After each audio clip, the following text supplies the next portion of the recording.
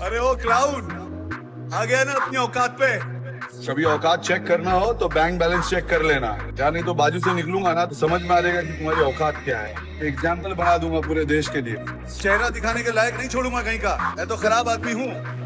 ओहो, एक बात बोलना तो भूल ही गया मैं, विदेशी लड़कियों के साथ तस्वीरें डालकर फॉलोवर बढ़ा रहा हूँ मैं। ओहो, आपको बड़ी तकलीफ हो रही है साहब, आपके साथ विदेशी लड़कियां नहीं है इसलिए। पठान जब देता है तो एहसान नहीं करता, और लेता है तो लिहाज नहीं करता। करते सब है मेरी जान, सिर्फ दिखाता मैं हूँ। एक ऐसा एक्टर जो बॉलीवुड का शाहरुख खान तो ना बन सका, बट एक फिटनेस आइकॉन जरूर बन गया, जिसने इंडियन फिटनेस इंडस्ट्री को कंप्लीटली रीडिफाइन कर दिया। मैं बात कर रहा हूँ One life, baby. One life, baby. If you don't know, now you know.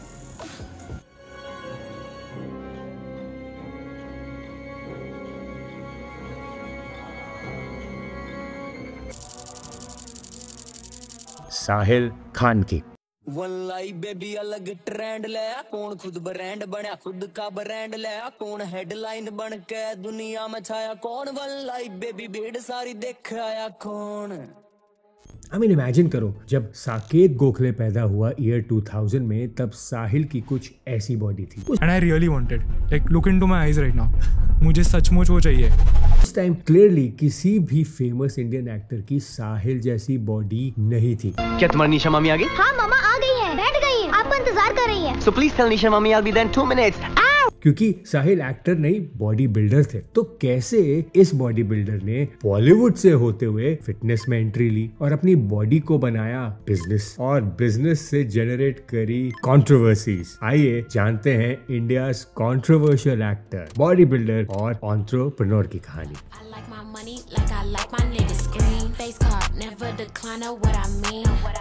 What it do? This my boo, she from the south. We running man just like these bitches run they mouth. I got the juice, but they still claiming it's a drought. This lifestyle got girlies clocking on my teeth. This lifestyle can get you far, know what I mean?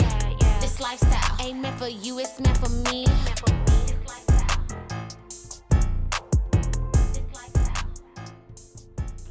साहिल का जन्म 5 नवंबर 1976 को कोलकाता में हुआ। एक मुस्लिम Chinese Christian background से आने वाले साहिल ने बचपन से ही बड़ा सोचा। बॉडी बिल्डिंग का ऐसा शौक था कि साहिल कोलकाता से मुंबई आ गए प्रोफेशनल बॉडी बिल्डिंग करने, विद अ होप कि मुझे एक बॉडी बिल्डिंग कॉम्पिटिशन जीता। मैं बॉम्बे आया था एक बॉडी बिल्डर बनने।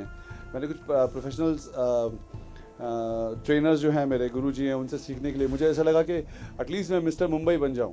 एंड गेस व्हाट, मुंबई आते ही उनको मौका मिल गया एक फेमस म्यूजिक वीडियो में फीचर होने का। यहाँ साहिल दिखे अपनी बॉडी दिखाते हुए, जो कुछ लोगों ने काफी नोटिस करी, और फिर 2001 में साहिल को फिल्म में भी लीडिंग रोल मिल गया, और वो फिल्म थी स्टाइल। Excuse me, क्या रे मेरा दिल तेरे पे फिदा रे। Excuse me, क्या रे मेरा दिल तेरे पे फिदा रे।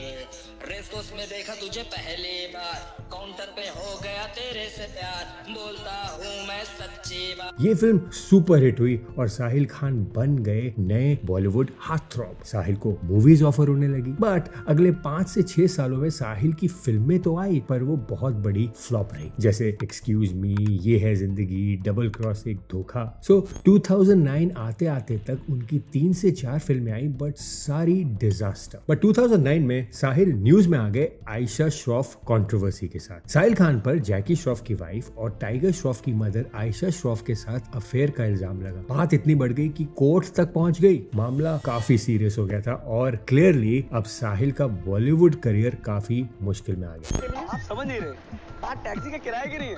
आपके यहाँ आने से हमारे 10 दिन का खर्चा निकल गया। वो कैसे, वो बाद में बताऊंगा। जैसे तैसे उनकी लास्ट मूवी 2010 में आई Rama the saviour, by the way, जिसमें उनकी बॉडी रॉकी से कम नहीं थी, पर अफसोस ये मूवी भी बॉक्स ऑफिस पे फ्लॉप रही।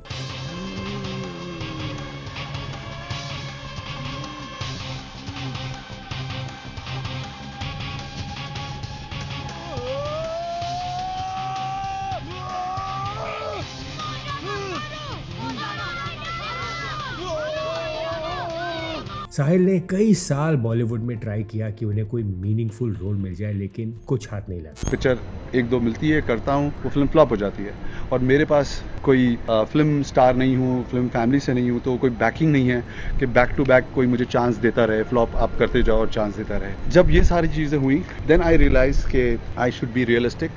मुझे अपना रास्ता, अपनी रोजी रोटी कमाने का, अपने ब्रांड को जिंदा रखने का एक दिशा ऐसी देनी चाहिए जो रियलिस्टिक हो।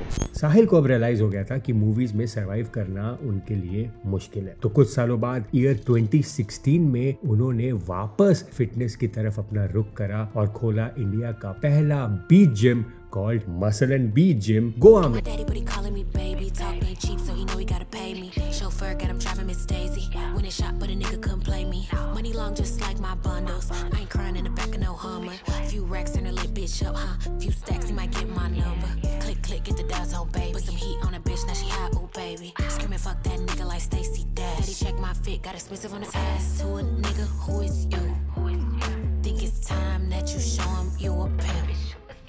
Ain't no ties, ho.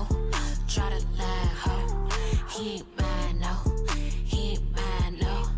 Ain't no ties, ho. Try to lie, no. He ain't mine, ho. He ain't mine, no. He calling me baby, talking cheap, so he know he gotta pay me. Chauffeur got him driving me. इस gym में काफी international body builders जैसे Jeff set भी आए, लेकिन तब social media penetration और reach बहुत लिमिटेड थी और साहिल को वो फिटनेस में रिकॉग्निशन नहीं मिल पा रहा था। lot of people in India they wanted Jeff Said. This is how he looks like in real life. Fuck. Actual paper thin skin, the aesthetic king of the world, man. It's good to be here. I'm excited to meet you guys tomorrow. और फिर ऐसा move जिसने साहिल की life ही बदल दी। सोहेल वत्स big muscle nutrition के CEO अपनी company को revamp करने के लिए एक फेस की तलाश में थे। उनकी मुलाकात हुई साहिल से 2016 में। सोहेल को साहिल में वो सारी क्वालिटीज नजर आई जो वो एक ब्रांड एम्बेसडर में ढूंढ रहे थे और फिर कुछ ही दिनों में साहिल बन गए बिग मसल न्यूट्रिशन के ब्रांड एम्बेसडर। टेक्निकली इंडिया की पहली बड़ी fitness supplement sponsorship Sahil Khan को ही मिली थी और इसका क्रेडिट जाता है सोहेल वत्स को, बिग मसल न्यूट्रिशन के सीईओ को, जिसने साहिल को फिटनेस में रीलॉन्च करा as a face of Indian fitness. और फिर आया इंडियन फिटनेस इंडस्ट्री का game changing campaign.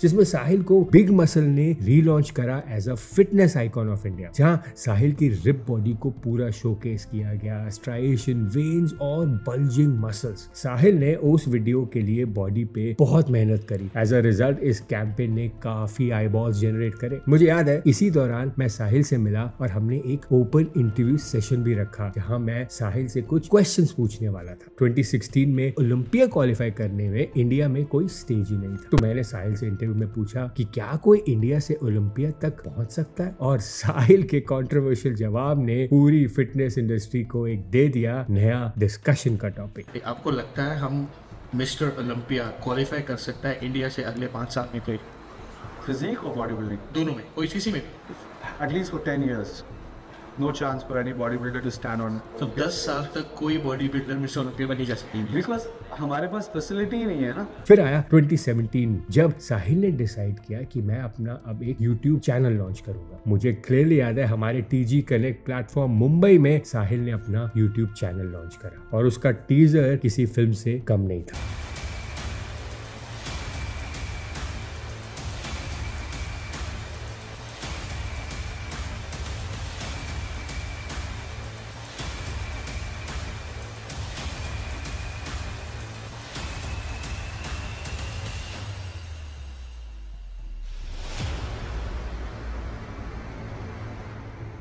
Goal clear था, मैं अपना लाइफस्टाइल लोगों को दिखाऊंगा। साहिल ने इंट्रोड्यूस किया इंडिया को लग्जरी लाइफस्टाइल से, कैसे अपना लाइफस्टाइल दिखाना है सोशल मीडिया पे, जो काफी हद तक डैन बिल्जेरियन से इंस्पायर्ड था, जिसमें बिकिनी गर्ल्स, नाइट क्लब्स और एक्सपेंसिव कार्स को दिखाना एक अलग ही ट्रेंड बन गया था। Let me see once. Damn. I wanna. Let me see. I can't like this. That's my face. Wanna take a picture like that?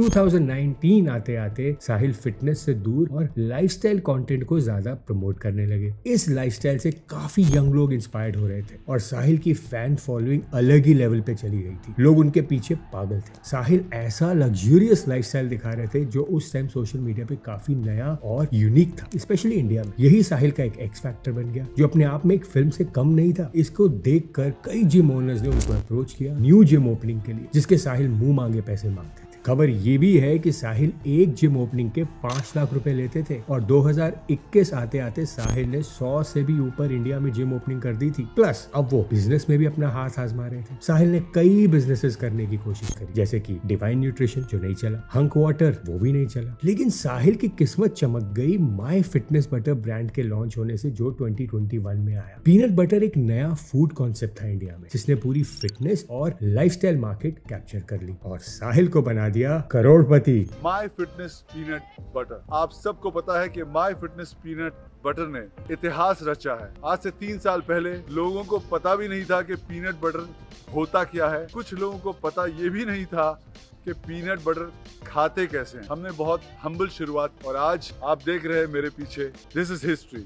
ये हमारी फैक्ट्री है। साहिल पैसा तो कमा रहे थे लेकिन कंट्रोवर्सीज में भी इन्वॉल्व हो रहे थे, जैसे कि 2020 शेरू क्लासिक कंट्रोवर्सी, जिसमें उन्होंने पूरे कंपटीशन को एक्सपोज किया अपने यूट्यूब चैनल पे। आज का एपिसोड बहुत ही इंटरेस्टिंग है। जैसा कि आप जानते हैं कि इतनी बड़ी कंट्रोवर्सी चल रही है अबाउट शेरू क्लासिक, ये जो स्कैम चल रहा है एथलीट से पैसे लेने का, और हम कह रहे हैं कि एथलीट से पैसे नहीं लेने चाहिए और वो एथलीट से बहुत सारे पैसे ले रहे हैं। पर एथलीट आप सबको पता है कि 15,000 20,000 एक एथलीट से लिया जा रहा है। और फिर 2021 the famous Manoj Patil controversy. बड़ी खबर आ रही है, बड़ी खबर है। मिस्टर इंडिया रह चुके बॉडी बिल्डर मनोज पाटिल ने मुंबई में खुदकुशी की कोशिश की है। जानकारी के मुताबिक सुसाइड की कोशिश से पहले मनोज ने एक नोट लिखा जिसमें अभिनेता और इन्फ्लुएंसर साहिल खान को जिम्मेदार बताया गया। यह सुसाइड नोट ओशिवारा के पुलिस अधिकारी के नाम लिखा गया है। मनोज ने साहिल खान पर साइबर बुलिंग और मानसिक रूप से परेशान करने का आरोप लगाया है। 2021 में मिस्टर इंडिया और ओलंपिया क्वालिफाइड मनोज पाटिल ने सुसाइड अटेम्प्ट किया और नोट में लिखा कि साहिल खान ने उनकी जिंदगी बर्बाद कर दी। मनोज ने अपने सुसाइड को ब्लेम साहिल पे डाला और दोनों ने पब्लिकली एक दूसरे को काफी डिफेम किया। 8 तारीख को मैं पुलिस के पास गया था। मैंने प्रॉपर लिखित उसमें मैंने बताया था कि मुझे ये दिक्कत हो रही है। ये बंदा अलग अलग ट्रैप करके मुझे फंसाना चाहता है और मैं बहुत त्रस्त हो चुका हूँ। साहिल के अगेंस्ट FIR भी रजिस्टर हुई, लेकिन साहिल ने बोला कि वो इलीगल स्टेरॉइड सेल्स के अगेंस्ट बातें कर रहे थे। साहिल ने अपने डिफेंस में एक प्रेस कॉन्फ्रेंस भी करी और कई हथकंडे अपनाए इस कंट्रोवर्सी से बाहर निकलने के लिए। पहले आप जुर्म करें, उस आपके घर के बाहर मैं चरस बेचता हूँ, गांजा बेचता हूँ या कोई ड्रग बेचता हूँ, और उसके बाद आप सोशल नेटवर्क पे डाल देते हैं, तो क्या मैं ये बोलूँ कि ये मुझे बुली कर रहा है? तो मैंने अगर जुर्म किया है मुझे सजा दीजिए। आप लोग मीडिया हैं, मैंने सिर्फ सच बोला है। जो इन्होंने बोला वो मैंने अपने सोशल नेटवर्क पे अपलोड किया। जैसे तैसे वो इस कंट्रोवर्सी से बाहर आ गए, लेकिन फिर 2023 पे उनके ऊपर एक और FIR हो गई। एक 43 ईयर ओल्ड वुमन ने मुंबई पुलिस में साहिल खान और एक लेडी पे के अगेंस्ट FIR फाइल कर दी। एलिगेशन ये था कि पैसों के झगड़े की वजह से साहिल खान ने उनको धमकाया, अब्यूज किया और सोशल मीडिया पर उनके अगेंस्ट पोस्ट की। मुंबई पुलिस ने IPC के मल्टीपल सेक्शंस के अंडर केस रजिस्टर किया। अभी साहिल इनसे निपट ही रहे थे। 2024 में साहिल खान के नाम महादेव बेटिंग स्कैम में भी आ गया, जो इंडिया का सबसे बड़ा ऑनलाइन गैम्बलिंग फ्रॉड बना। बड़ी खबर का रुख करेंगे महादेव सट्टेबाजी ऐप मामले में बड़ा अपडेट आ रहा है। एक्टर और फिटनेस इन्फ्लुएंसर साहिल खान को रिमांड पर भेज दिया गया है। उन्हें अब 4 दिनों तक पुलिस की हिरासत में रहना होगा। मुंबई साइबर सेल के SIT ने साहिल को छत्तीसगढ़ के जगदलपुर से हिरासत में लिया था। छत्तीसगढ़ से गिरफ्तार किया गया है साहिल। एलिगेशन ये था कि साहिल खान ने इस बैटिंग ऐप के कोऑनर और ब्रांड एम्बेसडर थे, जिसमें इलीगल गैम्बलिंग और मनी लॉन्ड्रिंग हो रही थी। छत्तीसगढ़ पुलिस ने अप्रैल 2024 में साहिल को अरेस्ट कर लिया और 60 से 70 दिन जेल में रहने के बाद जुलाई 24 में साहिल को मुंबई कोर्ट से बेल मिल गई। जेल से आने के बाद साहिल लो प्रोफाइल हो गए और फिर कुछ दिनों में सेटल होके उन्होंने शादी कर ली। साहिल खान ने 23 साल की बेलारूसियन मॉडल मिलेना अलेक्जेंड्रा से दुबई में शादी करी, लेकिन उनकी शादी भी कंट्रोवर्शियल हो गई। उनकी वाइफ ने एलिजिडली इस्लाम अडॉप्ट किया शादी से पहले और उनके बीच 26 साल का एज गैप है। पब्लिक और मीडिया में काफी काफी रिएक्शन आए। कुछ लोगों ने ट्रोल किया, कुछ लोगों ने अप्रिशिएट किया, बट साहिल का यही कहना था कि लव हैज नो लैंग्वेज। तो साहिल की लाइफ हमेशा कंट्रोवर्शियल रही है। अब ये कंट्रोवर्सी खुद करते हैं या कंट्रोवर्सी हो जाती है, ये अपने आप में एक कंट्रोवर्शियल सवाल है।